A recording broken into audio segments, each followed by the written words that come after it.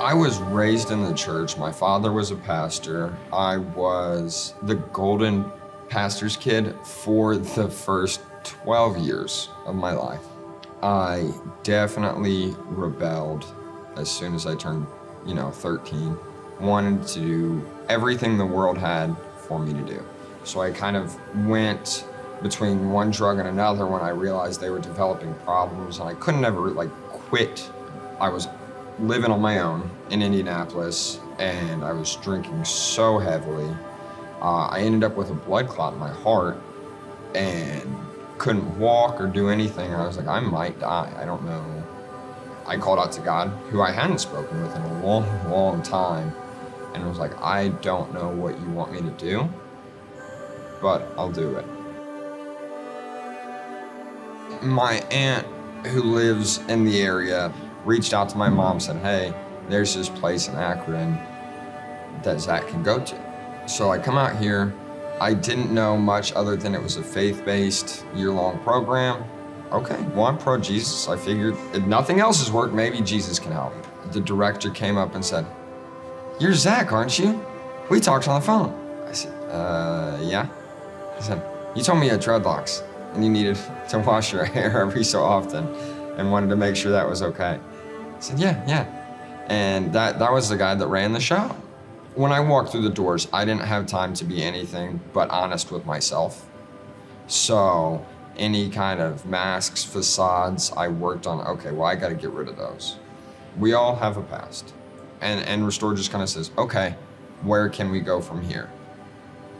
You can't necessarily fix all the things that have already happened. And that's where a lot of other treatment centers focus on.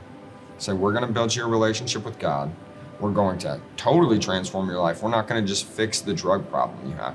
How can we have you live a successful life in God's eyes? Romans 8:18 says that the suffering of the present time is not worth comparing to the glory that will be revealed to us. So I said, okay, well, I'm going for glory. And God changed my heart through the process. And the first thing was surrender. And I would actually write it on my forearm because I always wanted to do what Zach wanted to do. And I'm like, I got to figure out what God wants Zach to do. So let me continuously surrender my will over. Once I began to just do a little thing right and just do a little thing that my life got easier. Why haven't I been doing this all along? And then when I got inserted back into the world, I worked full time. I did this, did that. I went out to see family. I went home. Then I realized how tough it actually could be because the world is always going to come at us. The world's always going to be out there. Anything I did, I said, God, you're going with me. I'm taking you with me, doing any and everything I'm going to do because it scares me if I don't. I was going to do my quick 12 months in rehab and get out and go do what Zach wanted to do. Now I can choose to put myself on the throne and serve only me and then see where that gets me, and God always leaves that option open. But as long as I put God on the throne, I live a fulfilled life. It's peace that surpasses all understanding, and I can't explain it. And I think that's why Paul writes that in the Bible.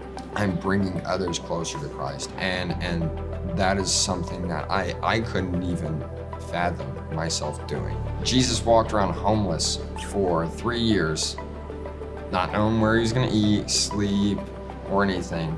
Gave up his power in heaven to come down and serve us.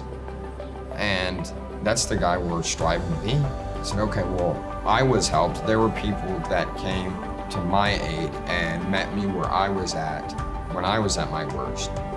How can I do that for the next man that comes through? And I'm going to do everything I can do to guide you to God.